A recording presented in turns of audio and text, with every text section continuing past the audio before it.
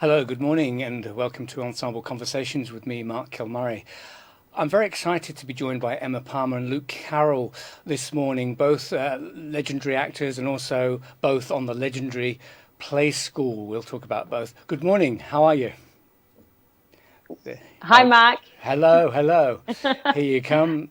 I Here could we are. say something crass like they're through the round window or Yes. the I'm there's coming through the Emma, rectangle that's window. right. And Luke, hello, how are you? G'day, how are you all? How are you going with isolation? How is that treating you? It's a silly question. I know it's almost like a leading question, but Emma, how is it for you? Yeah, it's isolating. Yeah, I yeah, I was I was just earlier I was just out and about, and I've noticed that many sectors of the community are back at work, and so I think for a lot of people life has resumed as normal, but that's really not the case for us. Our yeah. industry is still virtually 90 to 95% shut down. And so it is really hard. It's kind of become a new normal, but it does feel it does feel hard to just not be chugging along, and creative people go crazy when they haven't got an outlet. That's So right. Yeah. What are we if we're not acting? Yes. And Luke, for you, how's that? It's similar, I guess. Yeah, very, very similar. Yeah, very crazy times and unheralded times at the moment we're all going through. But for me, I've tried to think positive and turn it into positive. And for me, that's been spending time with my sons. So, a big part of last year I was on the road touring a couple of theatre productions, and I was away from home. Yeah. So this year, I've made the most of it and turned it into a positive and spent that quality time with my children. Yeah. Oh, that's fantastic. Yes, when we had lockdown and the schools were off, I actually quite liked being with my son too because we could have lunch together and go for walks on the breaks and in recess. I'd say, "Oh, come on, then we'll go." He went for a scoot, or I'd go for a scoot, and that was quite. It's quite nice to have that time, isn't it? That you think actually this time's really precious. Yeah, definitely, definitely. And you sort of like I said, I was so busy last year, and just to reconnect with my kids, and I homeschooled for a month. My little fella, my Yeah. 6-year-old Enzo, which I found awesome. I loved it. I really did love it.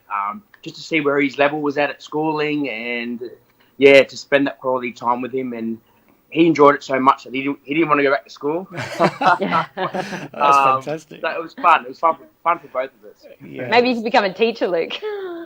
Yeah, possibly. Yeah, there we can. Yeah, another career path for sure. Yeah. I mean, we're already educators, aren't we, Amber? On Play We School, so are we are educators in play school, and I have to admit I did enjoy the homeschooling from the same perspective, just to find out what Anouk was learning. So my daughter's 5, and yeah, finding out what she's learning at school and being a part of that was fascinating, and it gave me a whole new level of appreciation for teachers. Indeed, yes, it does, doesn't it? You think, oh my goodness, because it's exhausting. It gets exhausting at the end of the day. Yeah, yeah, for sure. certainly does. Luke, for you juggle very well television, film, from films like Australian Rules and Home and Away to Play School and stage work. How do you choose what you do? If you, presuming you have a choice sometimes, how do you know which is the project that you really want to pursue and do?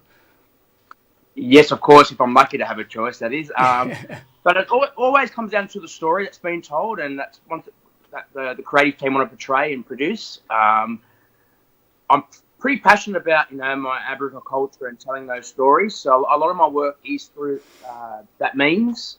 Also, the creative team that's put together, especially for a theatre production, I love to work closely with people that I have a lot of respect with, and if I get the chance to tell a story, with those collaborators, yeah, I jump at the chance. So it's to have a choice is very lucky. Yes. At the moment, it's pretty lean, but Play School, as Emma would sort of suggest as well, it's an absolute honour to be on Play School. It's to educate our young children on such an iconic television show.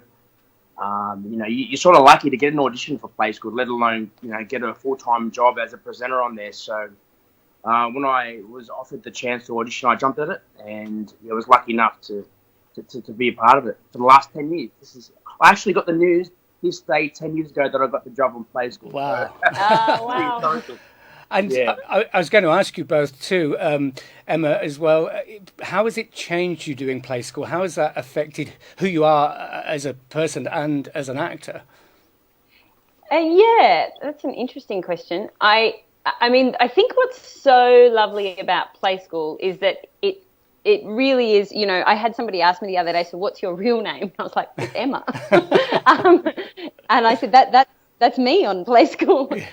That's us being us. And I mean, you know, it's us putting, I suppose, the sort of child education part of us to the fore, but that really is us, and it's our sense of humor when we're being silly or serious or telling a story. You know, it's they're our emotions, just like you know, just like you have to bring to a role when you're doing a play, but in this particular instance, the character, so to speak, is just a version of ourselves. And I think that's been a really humbling experience, because I think the more successful you are as a presenter on Play School, the more authentic you are. You know, it really is about just showing the kids who you are and talking to them, you know, on the same level, respecting them as human beings. And so I think it's been, I've found it challenging at times, but I adore that challenge, and I adore being able to connect with Australian families in that way. And over the decade that Luke and I have been on the show, I know I can probably say Luke's had the same sort of thing, but we've had numerous opportunities to bring ourselves to an episode or to a particular series. So, you know, I've had my daughter on an episode. I wrote an episode called Beginnings and Endings, which was about the start of the life cycle and the end of the life cycle, and I happened to be pregnant in that, and we talked about that. So wow. Some really beautiful opportunity to kind of bring our personalities to the Australian public. Yes, and Luke, do you get recognised as well by families in the street and children who, if you're in the supermarket? Yeah, most definitely, and it's very humbling as well.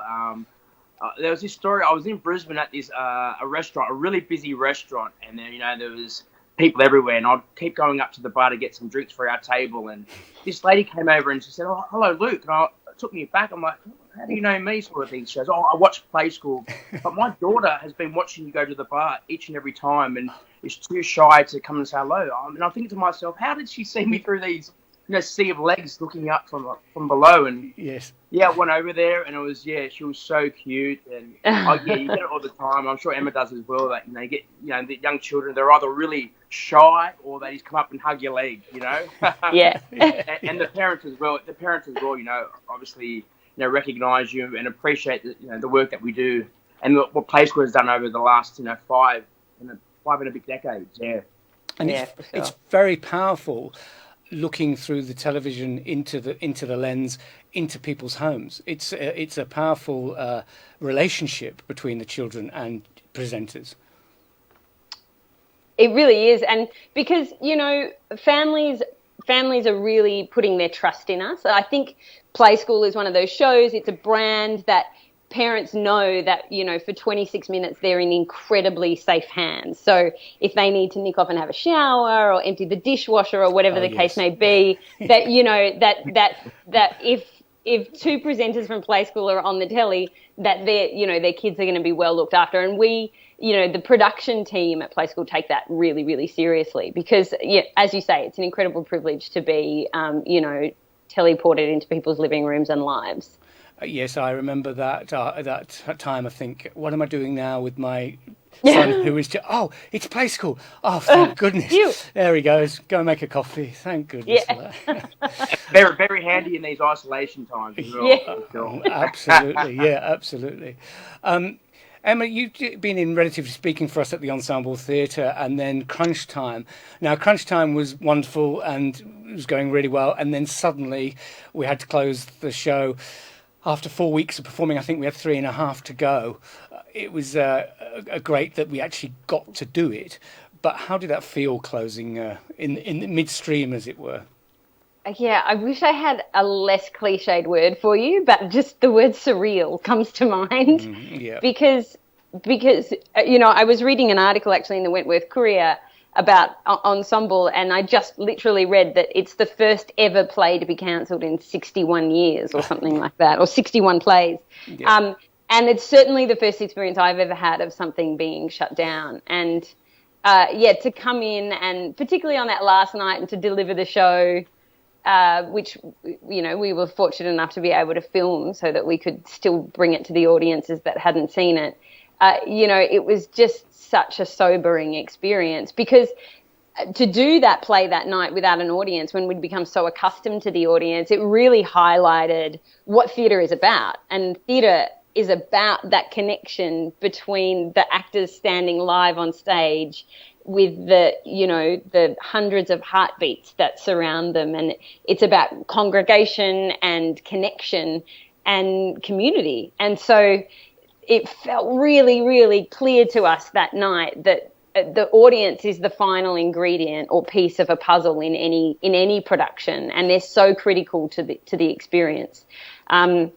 So I think I didn't kind of take enough sort of a moment as I walked out of that theatre, because I really don't think that I had any idea that we were facing 6 months, 8 months of closure. No. It really felt like we would be back a lot sooner than we have been. So, indeed, yes. And I felt like that filmed version was a bit like going to a birthday party without the person who's there, whose birthday party is sort of like very strange and odd. But you guys did a great job, and it was wonderful that people could watch the play at home. And we had lots and lots of emails from people saying, "I've opened the bottle of wine, I've got the cheese, I'm just about to sit down and watch Crunch Time." So and they took interval when interval was on, and Yes. and I think that's really important. And certainly in isolation, I think, you know, the solutions that you guys came up with were terrific in order to keep it alive, because people needed that you know, those experiences and connections when we were shut down. Yeah, that's right, and we had to do it so suddenly. And Luke, you managed to get to do Black Cockatoo in its entirety when we did that. A wonderful play about Johnny Muller and the first 11 cricket team, written by Jeffrey Atherton and directed by Wesley Enoch. Just tell us a little bit about that and your experience doing Black Cockatoo. It was an amazing experience. You know, I love my sport. You know, I grew up playing cricket as a youngster.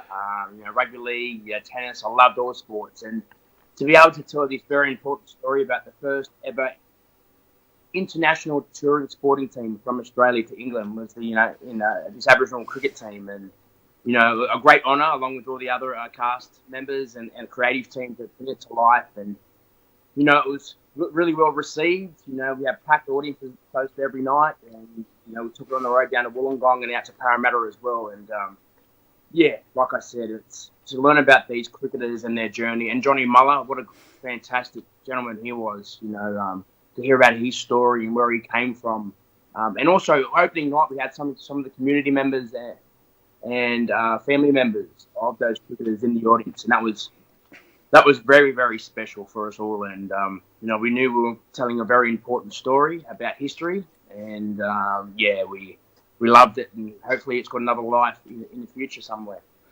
Yeah, hopefully, yes, that would be wonderful. It was a wonderful play and a great experience too. And to tell those stories is really important for us, and particularly Johnny Muller's story that was little known, particularly in the wider community.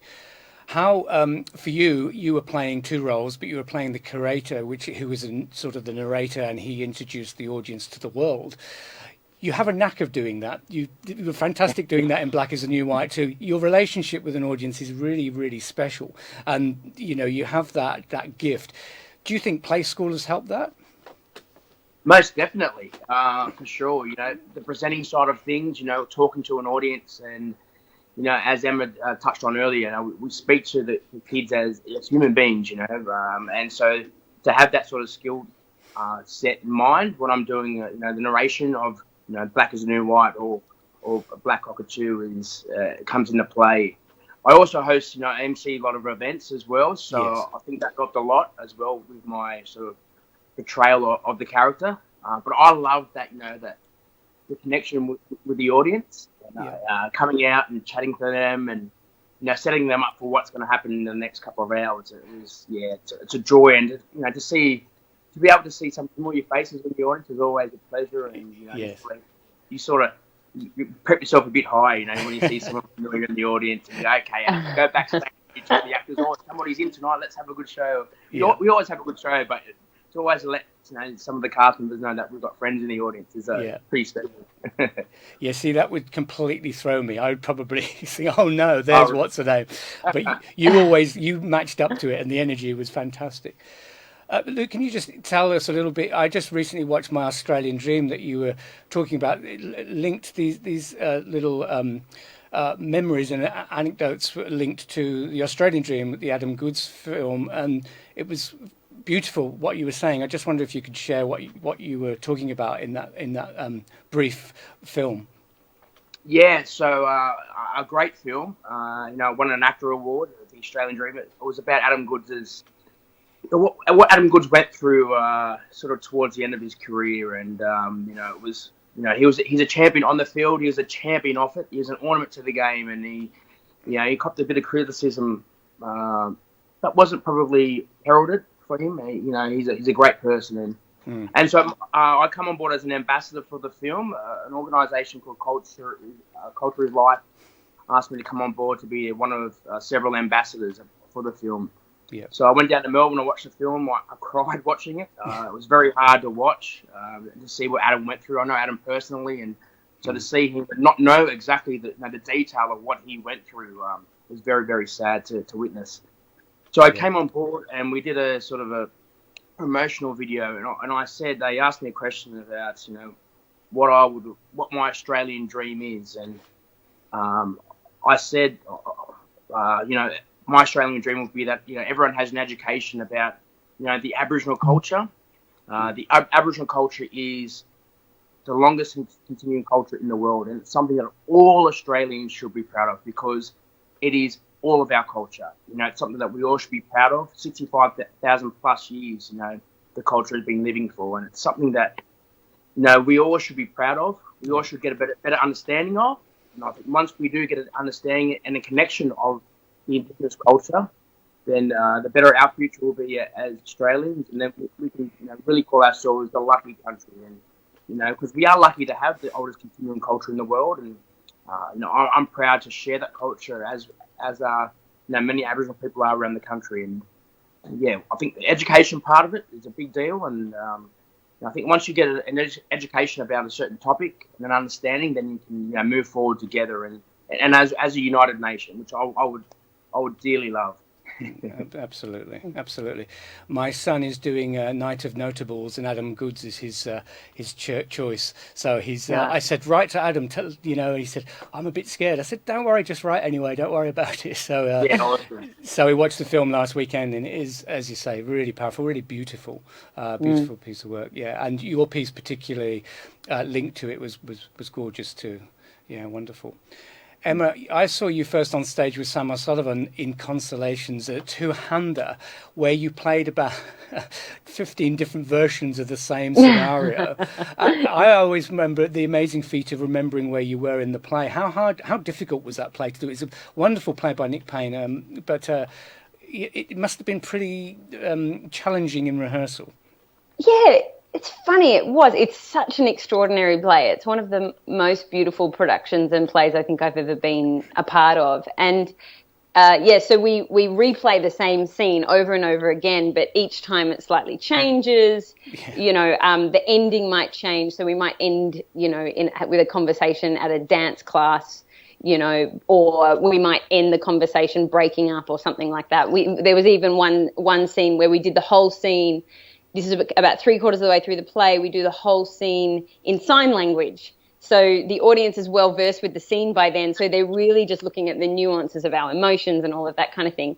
But so it seems like the kind of play that would be really hard to rehearse, but there was there was a real ease in how we rehearsed and got that play on its feet. And I think it kind of goes to the point that Luke made earlier about when you're working on a project, the creative team is so critical in how cohesively you work in the room. And you know this, Mark, from how putting cast together yourself. When you get the combination right, it sort of sorts itself out. And I think that was, I've spoken to a few people who have done that play in other cities, and they had a much more difficult time, I think, getting it on its feet. Whereas, you know, for us, we all understood exactly what we thought the play was, and we were really aligned in terms of how we wanted to communicate that story. Yep. So it just meant that you couldn't have, halfway through a scene, you couldn't switch off, because otherwise, yes, you would find it was sort of a choose your own adventure. You'd find yourself in a slightly different part of the scene, and that definitely happened. I was pregnant at the time, and so my focus was, at times wavering. Well, that was, we didn't show it at all, but it was a fabulous piece. Yes, it was wonderful to watch. It seems like a silly question, but future work coming up, or anything that you know that you'll be doing, maybe Play School coming up, Luke? Yes, Play School. So we're fingers crossed. We're back. We've been shooting a couple of little specials for Play School, and I think we have a shooting block coming up. So I think that's going to go ahead in this September. But you never know what the future's going to hold. Hopefully, we can continue that throughout the year and go back to some normality. I'm starting rehearsals for a play called Sunshine Supergirl, a story about Yvonne Goolagong Cawley. All right. Yep. Oh, cool. Yes, so we'll be starting rehearsals in about 2 weeks' time, and we're having our world premiere out in Griffith, where Yvonne is from, and my family's from as well. So I'm pretty stoked about that, to take it back onto country and to tell the story. Yes. And I'm pretty happy about starting the year telling an Aboriginal sporting story and finishing the year with an Aboriginal sporting story in my theatre work. Yes, fantastic.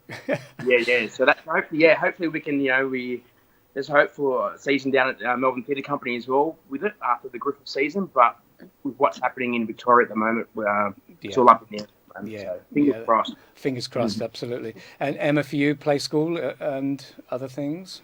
Yeah, I mean, as Luke says, we've had bits and pieces with Play School chugging along. Play School's been pretty good at pivoting, I suppose, to accommodate the new restrictions. So they've done lots of little spin-offs with one presenter instead of having two of us in studio because of social distancing. Yes. So it's been hard to, get two presenters on camera to have that relationship that's really important for an episode. But I think, as restrictions start to ease, we'll be able to get back into shooting normal episodes again. And I've been working a fair bit with ABC Kids Listen, doing some writing for them for some meditations and Story Salad, which is a really fun, quirky little thing that we do where we tell a story in 3 minutes, in 3 words, and it's all improvised and it's all very silly. Right. Yeah. And then apart from that, as you've I'm sure spoken about before, is we thought theatres would be back up and running by about September, but that looks to be a little bit more further into the future. So I'm just kind of sitting tight for the green light on a couple of projects with live theatre.